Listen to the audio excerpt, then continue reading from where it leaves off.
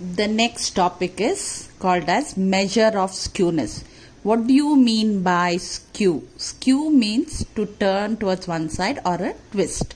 So what is this skewness? Skewness is nothing but it tells us the shape of the distribution curve. What is the shape of the curve of a given statistical distribution? Now there are two types of shapes. One is called as symmetrical curve, other one is called as asymmetrical curve. What do you mean by symmetrical curve? Symmetrical curve is nothing but a perfect curve.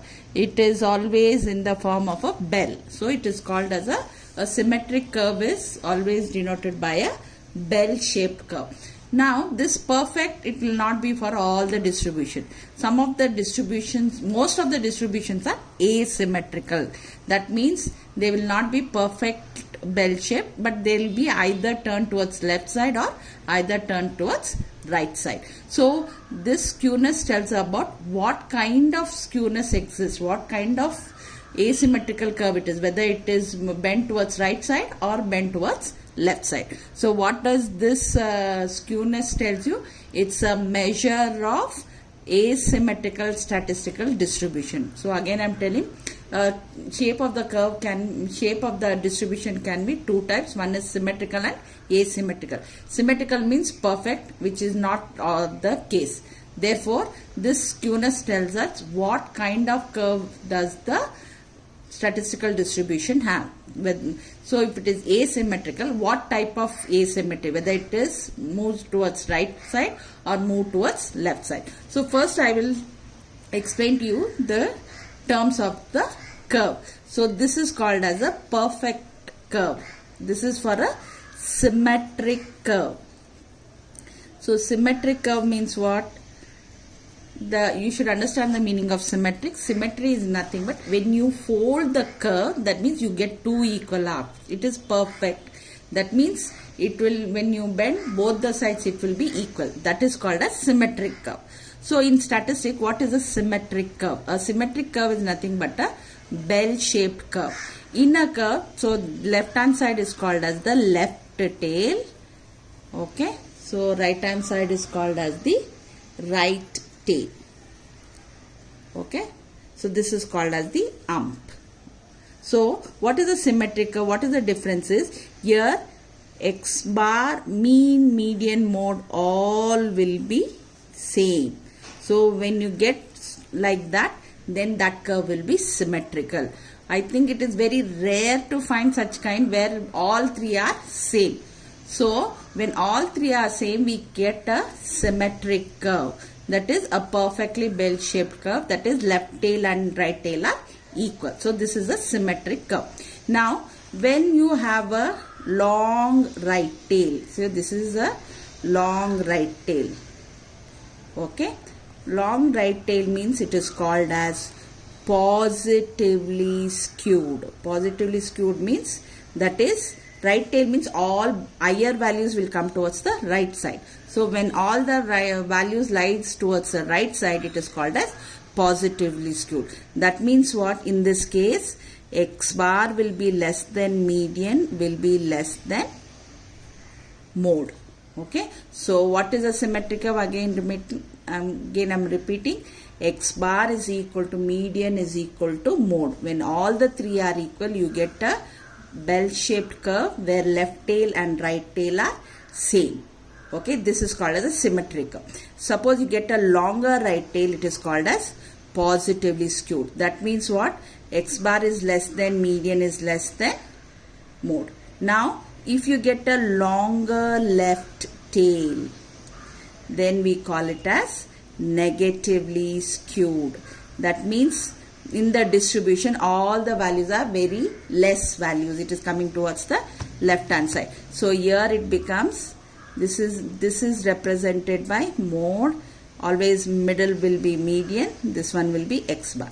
Here mode is first, median will be in the middle, x bar. Here what happens? Here x bar is less than median is less than mode. Here it will become x bar is greater than median is greater than mode. So that becomes negatively skewed.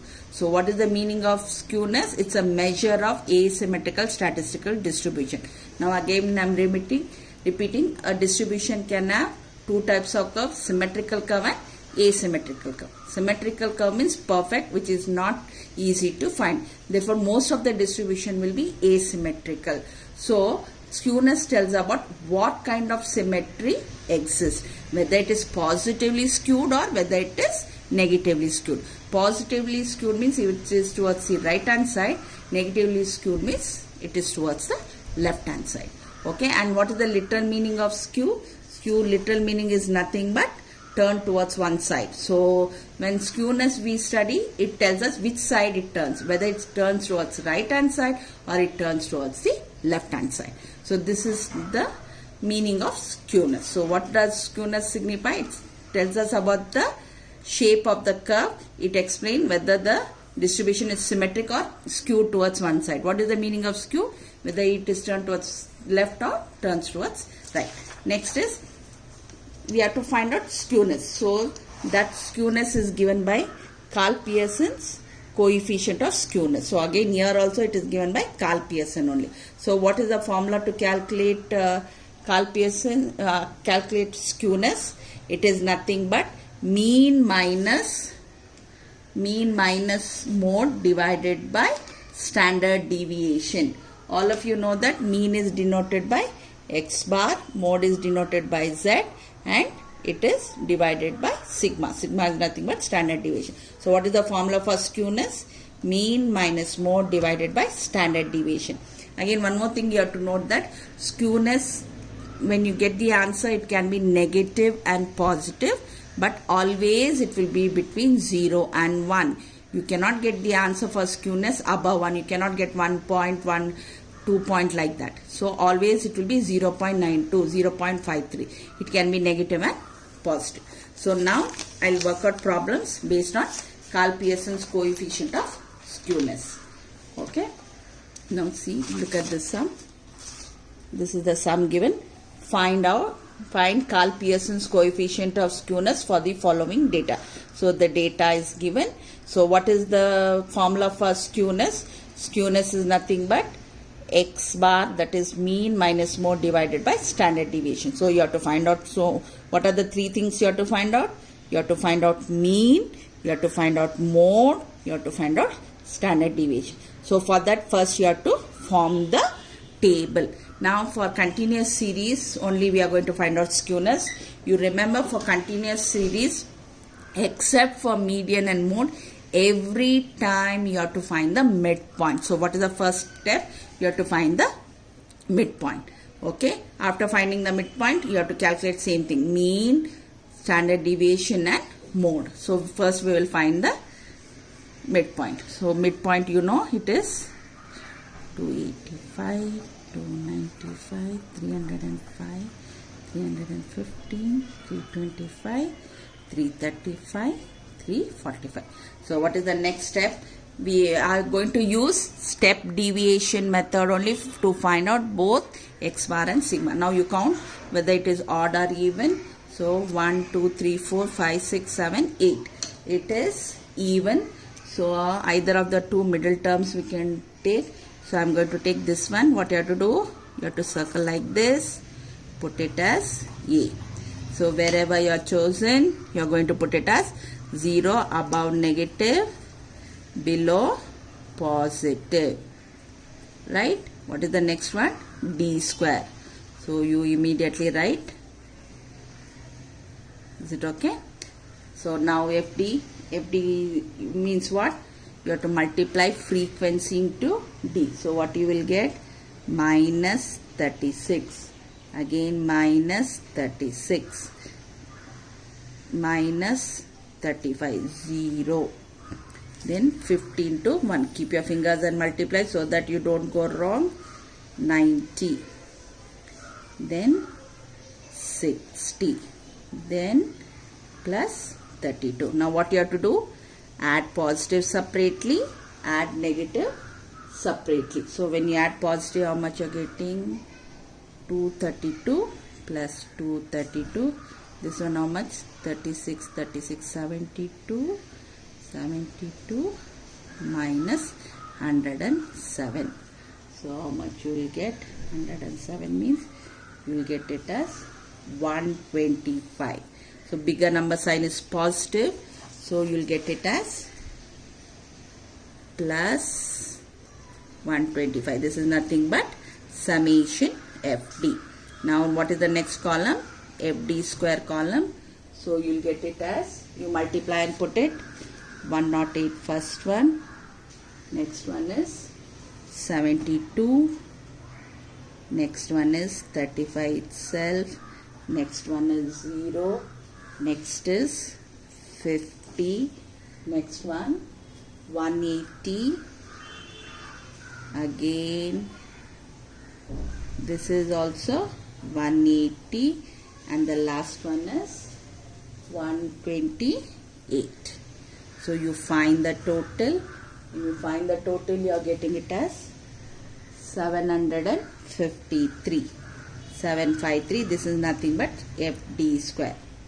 Is it okay? So this is how you calculate the table. Now, first thing is, we would have forgotten how to find out the mode for continuous series. Mode for continuous series is nothing but first find out the highest frequency. So what is the highest frequency? This is the highest frequency. You denote it by F1. Right? You remember? So before 1 is F0. After 1 is F2. So why? We have to calculate mean, you have to calculate mode, you have to calculate, and standard deviation. For mean and standard deviation, you have constructed the table. Now you have to use these values and substitute in the formula. So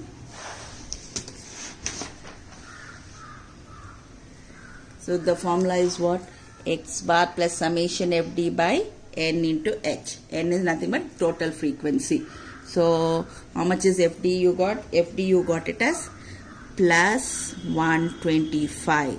Now what is the size of the class interval is 10. So first you multiply this, you get 1250, then you divide 120 to 30, you get it as 5.4348. Finally when you add, you get the answer as 310.4348. So you finish with X bar. Now you have to do this one. So what is FD square? FD square is nothing but 753. Okay, FD you got it as positive. So 125 divided by 230, the whole square. First you divide by 753 by 230, you get it as 3.2739 minus, first you divide this, so you get it as 0.54348 the whole square. So you write this one, 3.2739 minus, you square it, so you get it as 0.29537. You subtract, when you subtract, you are getting it as 2.9785. Take the square root. Okay, take the square root. Finally you multiply it, so you get the answer as 17.2585. So we finished with X bar, we finished with sigma. Now we have to find out mode. Mode is nothing but find out the highest frequency. You got it as 50 F1. So we are going to substitute. So the lower limit is 310. F1 is nothing but 50 minus 42. Here 50 minus 42 plus 50 minus 45. Right? So this is nothing but 8 divided by 8 plus 5 into 10. So 80 divided by this one is 6.15385. Finally you get the answer 316.15385. So you have to find out x bar, you have to find out sigma, you have to find out mode. And what is the formula for skewness? X bar minus z divided by sigma. What is x bar? 310.4348 minus what is this one? My 316.15385. Sigma is nothing but 17.2585. Now 310 and 316 bigger number sign is negative, so you get it as minus 5.7191 divided by 17.2585. So the final answer will be minus 0.3314. So I told you this skewness can be negative and positive, but it should always be less than 1. So 0 point you have to get. So this is about the first one. So we finished first chapter. Okay, now first problem I finished. I'm going for the next one. So look at the second one. Find out Pearson's coefficient of skewness from the following data. They are given as monthly salary less than. So again I'm repeating, they are given less than 600, 800, 1000, 1400, 1800. Okay. Now what I have told you, when it is less than, it is nothing but all the upper limit is given. You have to form the lower limit, and frequency is not the actual frequency, but it is the less than CF. So you have to form. So whatever is given, write it in a second place. 600, 800, then 1000, 1200, 1400, 1800. And then form the class interval. Hope all of you remember, whenever less than is given, it is the upper limit which is given. So you are going to form the lower limit. Yes. Now frequency also, it is not the actual frequency, but it is the less than CF. So write the first one as it is. Write the first one as it is. Then rest all you copy down. So write the first one as it is. 4. Okay. 4. Then 14 minus 4 is 10. Next 19. Next 12. Next 4. Next one. What is the next step? I have told you again. Whenever class interval is given, first find the midpoint. What it is denoted by? Midpoint is denoted by X. So what is the midpoint? 500, 700, 900, 1100, 1300, 1500. Right. Now you see whether it is odd or even. 1, 2, 3, 4, 5, 6. It is even. So we will take this one. Put a circle. Write it as A. So what is the next column? D column. So wherever you are chosen, put it as 0. Above you put, below you put positive. What is the next column? D square column. Okay. Then what is the next column? FD column. Keep your fingers like this and multiply. So minus 8, minus 10, 0, 12, 8, 3. So how much is this? This is nothing but plus 23. This is minus 18. So you always subtract and put bigger number sign. So this is equal to FD. What is the next column? FD square. FD square is multiply 16, 10, 0, 12, 8 and not 8, sorry, 4 into 4, 16, 12, 16 and 9. So when you add how much you are doing? 28, 26, 26, 26, 38, 40, 54, 63 you are getting. So 63, this is nothing but FD square. Is it okay? So here all the sums are same. Only thing is you have to write. Now you find FD. FD is how much? 5. 5 into 2 is 1000. So you divide 1000 by 50. You are getting it as 20. So the final answer is 920. Now we finish with X bar. So we are going to do with X bar. We are going to do next with sigma or no. Now I will show you here. We have to find out highest frequency. What is the highest frequency? Highest frequency is this one. So you put it as F1. Before that F0. This is F2. Then what you do? You circle it. So the thing is